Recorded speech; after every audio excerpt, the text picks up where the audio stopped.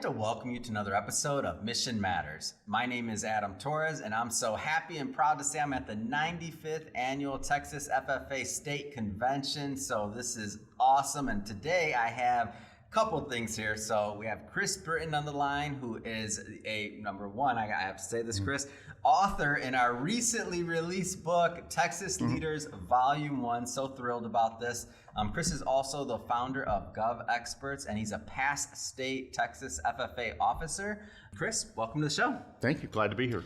All right, so we got a lot to talk about. So we're going to talk about, of course, your experience in FFA. We're going to talk about the book. So this is, I mean, we did a big book signing yesterday. It was so much fun. There's a lot of pictures out there and more content coming out on our TikTok and otherwise. But I think just to get us kicked off here, like, how did you originally get introduced to and find the Texas FFA? Well, my journey started in Cleburne, Texas. At the when I started in high school there, you know, it was something that my dad was an FFA member, and encouraged me to family connections, things obviously. And my mom was an FFA sweetheart. Oh, come on! In fact, they actually one of their first dates was at the State Fair of Texas. And so you could say it was kind of preordained for me to always be part of FFA. And so that started there my freshman year in Cleburne, and had a tremendous experience both with the supervised agricultural experience, raising animals, being responsible for their care and maintenance, and then really getting involved in the leadership development programs and public speaking and other activities and things that kind of contribute to it. I don't know that I could say, I can't underestimate the role that the organization has had in my life and the journey that I've had. Wow. So I had another past state officer on the show, so Kathy Beck, and I heard about her kind of journey, to state officer. Like, maybe tell us a little bit about your journey and how you got there, because that's a big deal. Well, and it wasn't without struggle and things too. It's one of those things where the thing I think that's good about the organization is it gives you challenges as well, and you're not always going to be successful in the things that you did. So after my freshman year, I wanted to run for office at the chapter level and the district level.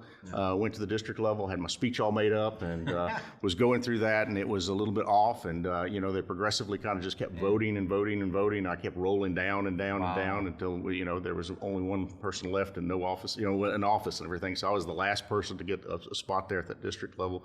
But that just kind of made me more determined. Yeah. And so we came back there after having a wonderful year with a great group of district officers. Then ran for the next level, which is area, and was successful there. And then the next year, we were able to move on to be state officer and state vice president. And, and the folks that I served with there are some of the lifelong friends that I have today. Wow. So I've heard about like the different types of programs, whether it's leadership or speaking or otherwise. Now I know, and we'll get into more about what you do at GovExperts, but like, tell us a little bit more, like give us some insight into like what goes into that speaking program.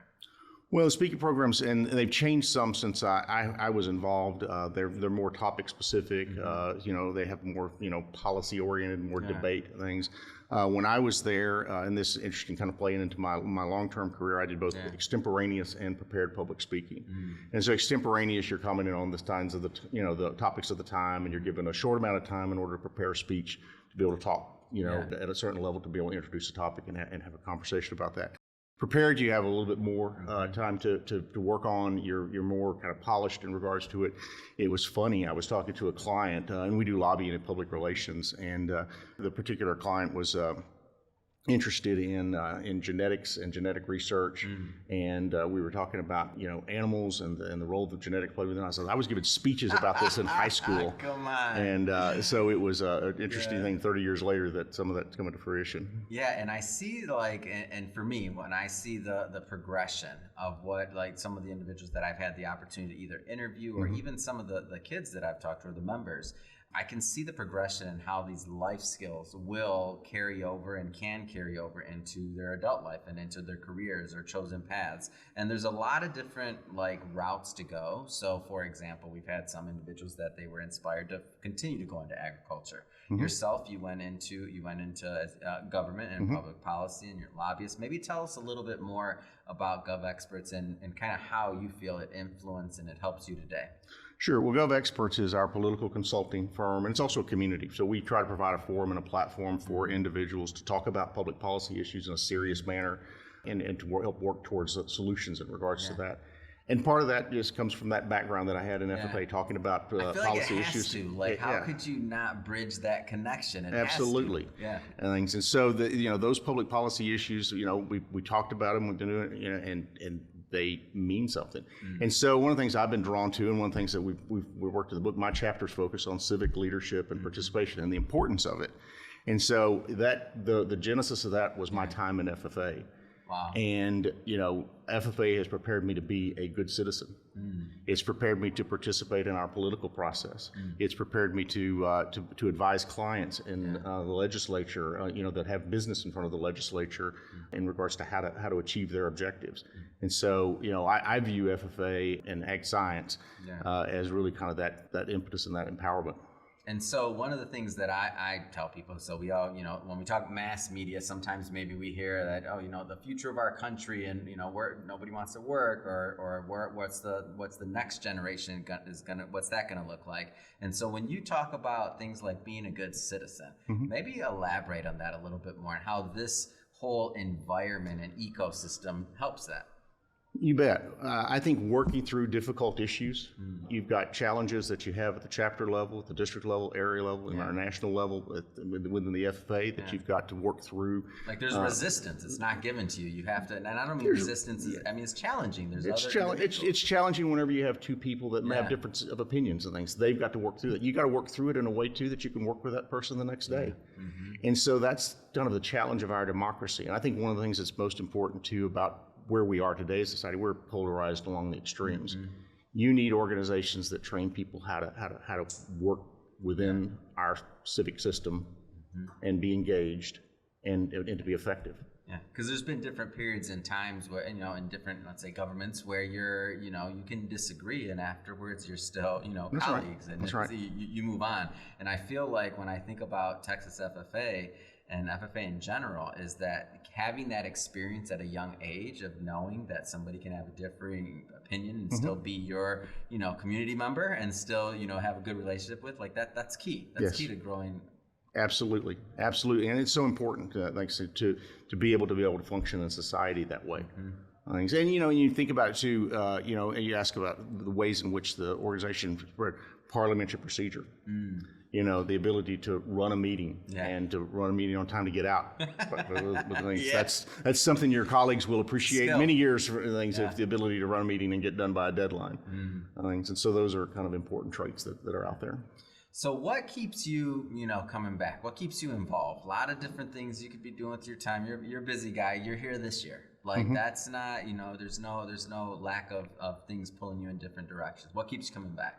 I think a couple of things. One is I've remembered a tremendous sense of loyalty and debt to this organization, and it has given me so much. And to be here, to be inspired by these kids that are behind us, to be able to see them working together, to be able to see them having fun together, and all around the common purpose of agricultural education, and the FFA it's inspiring and uplifting. So if you want to feel good about our state and our nation, this is the place to be. All right, so we got to talk about the book. I'm excited about this. This is our very first edition, Texas Leaders Volume 1. If you haven't picked up a copy yet, pick it up. What do you hope that your readers will get out of reading your message in this here today?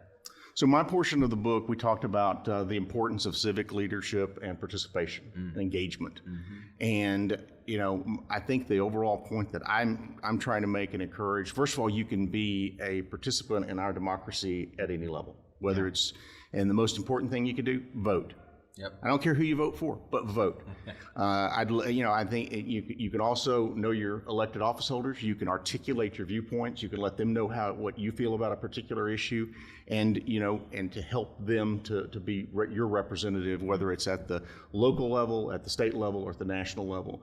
Our democracy doesn't work if everybody just sits back and watches whatever news channel is of their choice. You got to get out there and engage. You got to get out there and engage with people of diverse viewpoints. Yeah. And you got to realize that they just have as much of a right to be able to articulate that viewpoint and have it as what you do, and figure out what the common good is and how you move forward. Yeah. And so one of the things that we talk a lot about on this show is echo chambers, that idea that, if you're only around your individuals or you're only getting your viewpoint, then you don't ever get to see anything else that's going on, especially when you think about social media or something else. This is the way the algorithms work. If you hit a like on something, that's all you're going to get is that type of content. So when do you ever see the other side? When do you see any other viewpoint? So kind of breaking out of that echo chamber, I mean, I feel it's necessary to be a good citizen. Well, that's the one thing I love about my job, which is in lobbying and public affairs in Austin. On a particular issue, we've got to understand not only what our side's coming from, but we've got to understand what the other side's coming from. So you see very diverse things. You're challenged to come up with all sorts of different understandings of issues that are out there, and so it works very nicely to satisfy my ADD too. So. I'm a big fan of that. So you're almost in this case forced to break out. You are on a daily basis because you have to get to the issues. Yeah? Yep, absolutely. Well, I want you to talk maybe to the corporate sponsors. So there's a lot of individuals out there that they watch this show. They're business owners, entrepreneurs, executives, and they go to events, they sponsor events. Maybe they're not here today, but why should big business think about supporting these kids and supporting the organization? Well, I think from a standpoint of a future recruiting for employees, there's no better recruiting pool than the kids that are there behind us. They have a grit and a determination that I think will yield any corporation, anybody that's focused on results, things would do to consider them. I think too, when you're investing in them, you're investing in an organization that's training people to be good citizens, training people to be good workers, and the skills that they're learning, they're going to be applicable in agriculture, but they're applicable all out. Thanks to some of our corporate sponsors that I just walked through the convention hall to visit, Exxon, Wyndham Hotels, McCoy's. Those are our top flight employers in our state, and they recognize what's going on here with the Texas FFA. Yeah, it's great.